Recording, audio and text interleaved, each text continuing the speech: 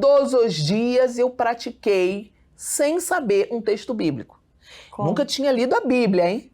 Mas eu pratiquei Mateus 6,6. Sem nunca ter lido a Bíblia, é para as pessoas entenderem que a Bíblia, mesmo que você não tenha lido o versículo, se você praticar algo que está escrito, a promessa vem sobre você.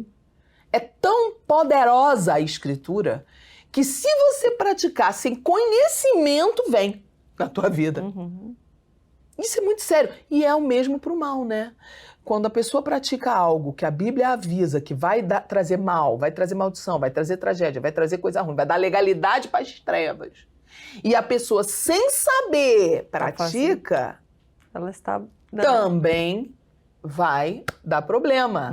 Né? Eu tenho uma conferência chamada Congresso de Santificação, que tem uma ministração que não pode filmar. É muito delicada, tem conteúdos muito pesados. E já ministro ela há mais de 20 anos. Já pisei em todos os estados do Brasil com essa conferência. E sempre foi assim, Deus fala, não filma para você ter liberdade, porque tem gente que pode pegar e usar de forma negativa, né? E tem um momento que eu te mostro uma base bíblica e uma base científica para a existência do corpo espiritual e provo para você, por exemplo, que a bebida alcoólica destilada, ela faz buraco no seu corpo espiritual. Como? Por esse motivo, eu mostro as fotos que um cientista fez, né, disso. É incrível, eu mostro a base bíblica, eu te mostro um texto bíblico, eu te mostro quem vai ter que ir na conferência. Não adianta que eu não vou poder falar tudo aqui. É polêmico.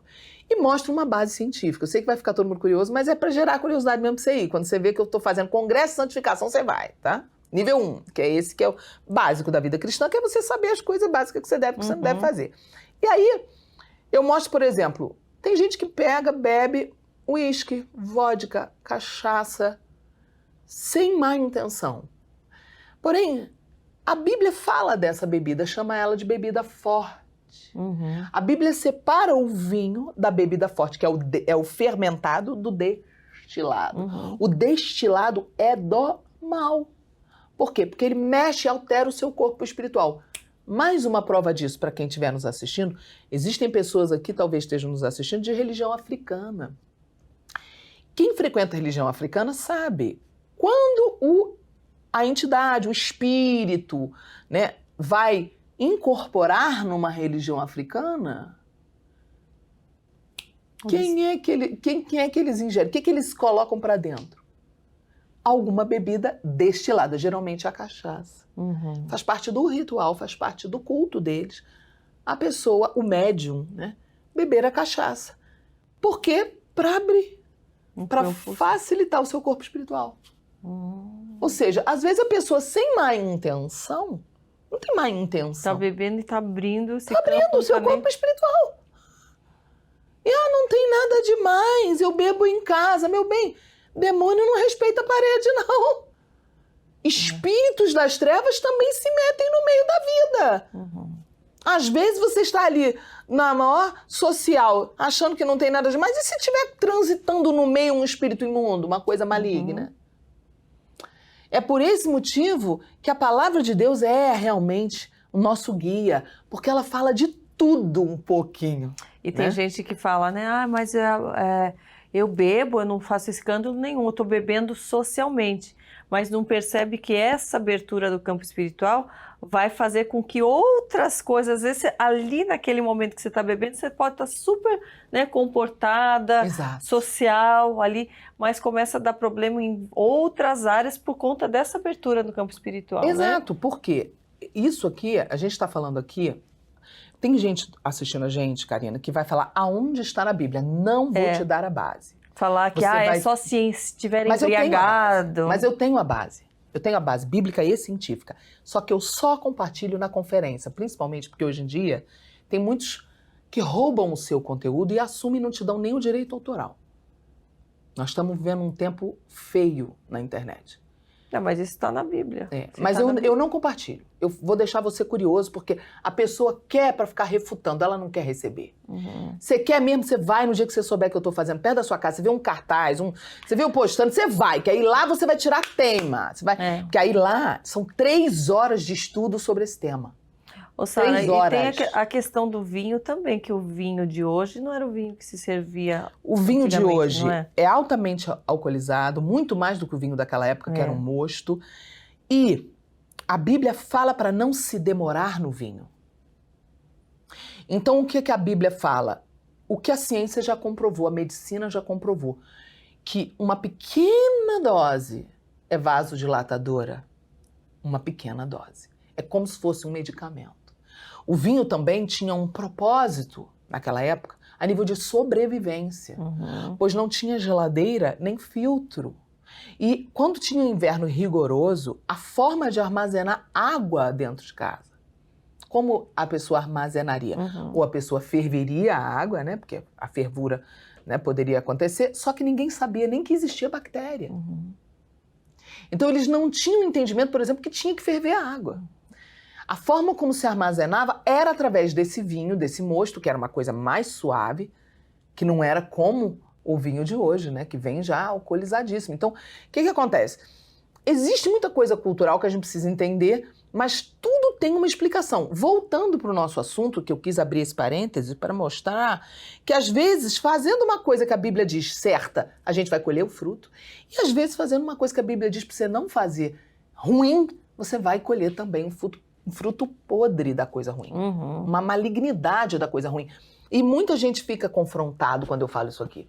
Ah, eu não vou acreditar porque ela não está falando versículo. Vai, imagina 3 horas de ministração sobre esse assunto.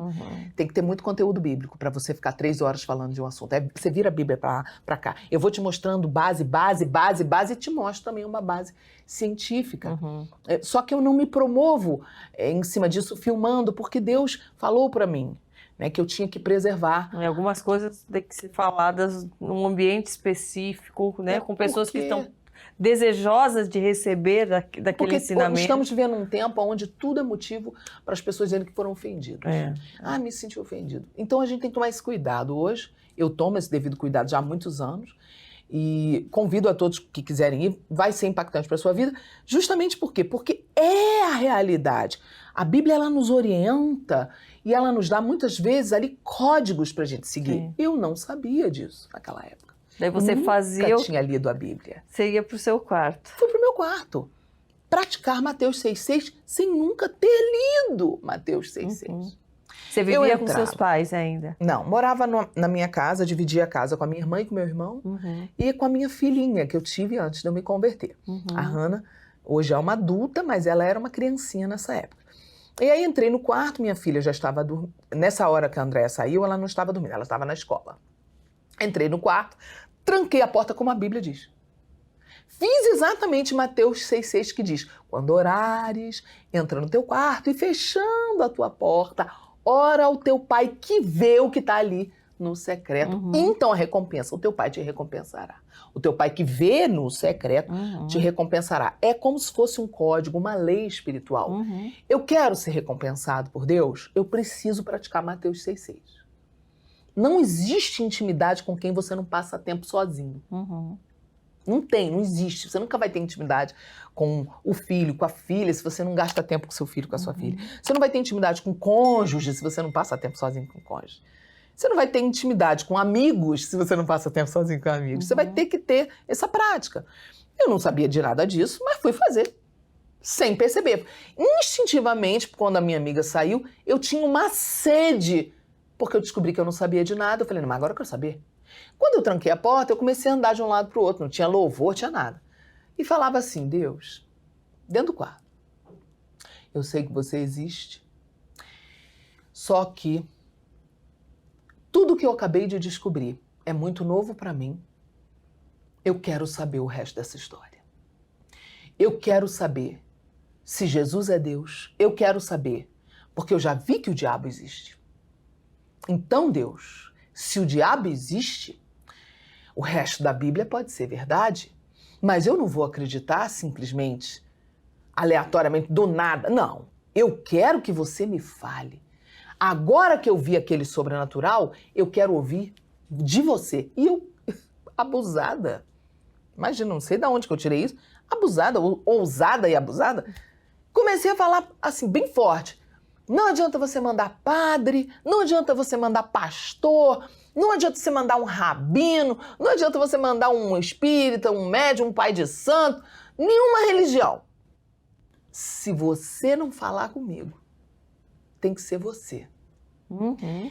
Aquilo que poderia parecer um abuso, uma ousadia, uma afronta, na verdade é o que Deus mais ama. Porque Ele diz, buscar-me-eis e me encontrareis quando me buscardes de todo o coração. Ou seja, ali eu estava fazendo mais uma coisa, que é uma lei. Você vai encontrar. As pessoas têm, às vezes, medo, porque a religião te ensina que você não pode falar com Deus de forma livre. Mas eu fiz aquilo, né? Busquei desesperadamente. Fiquei ali por uns 40 minutos, saí do quarto. Um dia você falou? Um dia. No outro dia, botei minha filha para a escola de novo.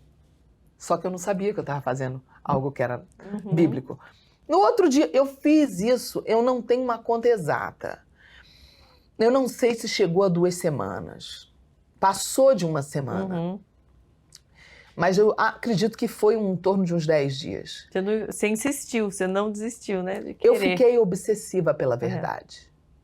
Eu me tornei uma caçadora de Deus. Eu me tornei uma obsessiva pela palavra. Pela verdade, eu queria saber. Porque eu pensei assim, Karina, bom, daqui pra frente não tem outro jeito. Ou eu descubro a verdade ou eu paro minha vida. Porque tudo que eu acreditei até aqui é mentira. Eu quero saber o resto dessa história.